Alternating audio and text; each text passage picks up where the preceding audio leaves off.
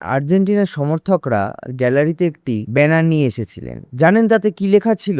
লাস Malvinas সন আর্জেন্টিনাস। Spanish এই বাক্যটির বাংলা অর্থ হলো মালভিনাস আমাদের বা মালভিনাস আর্জেন্টিনার। এবার অনেকেই হয়তো ভাবছেন মালভিনাস আবার কি। যদি বলি মালভিনাসই হলো ফকল্যান্ড দ্বীপপুঞ্জ, তাহলে বিষয়টা নিশ্চয়ই একটু পরিষ্কার হবে। আর্জেন্টিনা এই দ্বীপপুঞ্জকে ইসলাস মালভিনাস বলেই ডাকে এবং বহু বছর ধরেই এটিকে নিজেদের ভূখণ্ড বলে দাবি করে আসছে। ম্যাচ শেষ হওয়ার পর আর্জেন্টিনার দুই ফুটবলার সমর্থকদের কাছ থেকে এই ব্যানারটি নিয়ে মাঠের মাঝখানে মেলে ধরে, আর তারপরেই শুরু হয় নতুন বিতর্ক। ব্রিটিশ পক্ষ থেকে ফিফার কাছে তীব্র আপত্তি জানানো হয়। তাদের দাবি, খেলার মাঠে রাজনীতি আনা হচ্ছে, তাই এই ঘটনা তদন্ত হওয়া দরকার। সংশ্লিষ্টদের বিরুদ্ধে উচিত ব্যবস্থা নেওয়া উচিত।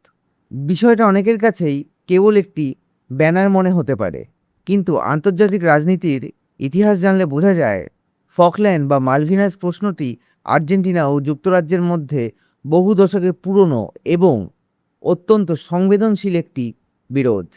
অনেকেই বলেছিলেন ফিফা যদি এই ঘটনাকে রাজনৈতিক বার্তা হিসেবে বিবেচনা করে এবং কঠোর ব্যবস্থা নিত, তাহলে সেটি আর্জেন্টিনার জন্য বড় ধাক্কা হতে পারত। কিন্তু প্রশ্ন হলো, এই বিতর্ক শুধুই মাঠের বাইরের আলোচনায় সীমাবদ্ধ ছিল, নাকি এর ফল ভুগতে হলো আর্জেন্টিনাকে ফাইনাল ম্যাচে? তো বন্ধুরা, আমি পরিচয়, আর আজ আমরা এখানে বসে শুধু ফুটবলের নয়, ফুটবলের পেছনে সেই অন্ধকার রাজনীতি নিয়ে কথা বলবো যেটা ফিফা আপনাদের থেকে লুকোতে চায়। একবার ভাবুন, ফিফা র্যাঙ্কিংয়ে 1 নম্বর দল এবং ডিফেন্ডিং ওয়ার্ল্ড চ্যাম্পিয়ন ফাইনালে স্পেনের সামনে একটা ন্যূনতম প্রতিরোধও গড়ে তুলতে পারলো না। স্পেন রীতিমতো আধিপত্য বিস্তার করে খেললো, আর আর্জেন্টিনাকে দেখে মনে হচ্ছিল যেন তারা খেলতেই আসেননি। আপনারা কি লক্ষ্য করেছেন, এই পুরো টুর্নামেন্টে আসল খেলার চেয়ে মাঠের বাইরে রাজনীতি বেশি সক্রিয় ছিল? শোনা যাচ্ছে ওই মালভিনাস বা ফকল্যান্ড ইস্যুর জেরেই নাকি ফাইনালে এই চিত্রনাট্য সাজানো হয়েছিল। এমন স্পেকুলেশনও রয়েছে যে আর্জেন্টিনাকে নাকি ফাইনালে স্পেনের কাছে মাথা নত না করলে ফিফা তাদের 10 বছরের জন্য ব্যান করে দিতে পারে। ভাবতে পারেন ফুটবলের অন্তরে রাজনীতির বিষ ঠিক কতটা গভীরে পৌঁছেছে। ফাইনালে ম্যাচের ঘটনাগুলো একটু তলিয়ে দেখুন। প্রথমত দলের মূল ডিফেন্ডারদের খেলানোই হলো না। কয়েকজন গুরুত্বপূর্ণ খেলোয়াড়কে কোনো কারণ ছাড়াই বেঞ্চে বসিয়ে রাখা হলো।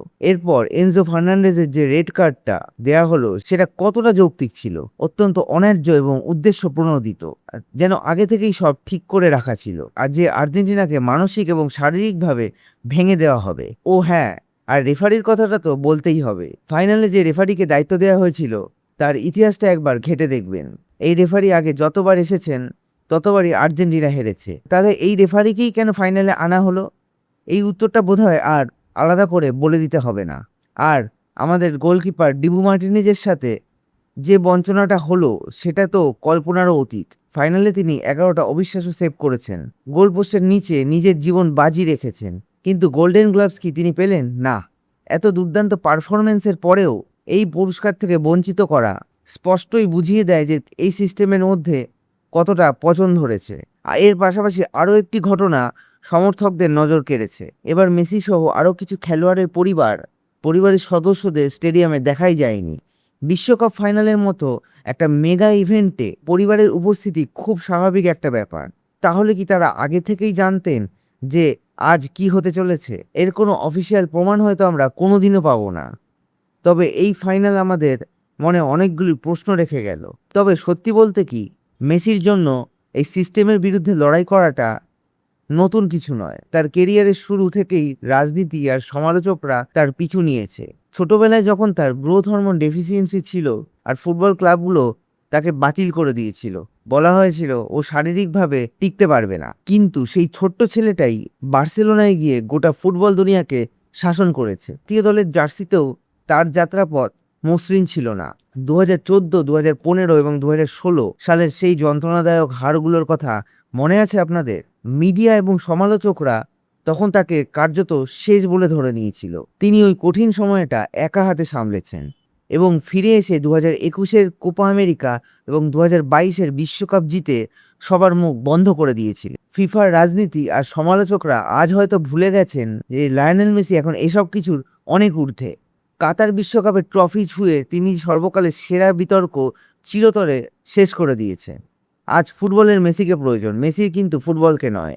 আজকের এই নতুন বিতর্ক এবং ফাইনালের হার সমর্থকদের কষ্ট দেয় ঠিকই, কিন্তু মেসির লিগেসি তাতে কেউ বিন্দুমাত্র আঁচড় কাটতে পারবে না। এবং ভিডিওটি ভালো লাগলে ভিডিওটিকে লাইক করুন এবং আমাদের চ্যানেলটিকে অবশ্যই সাবস্ক্রাইব করে যাবেন।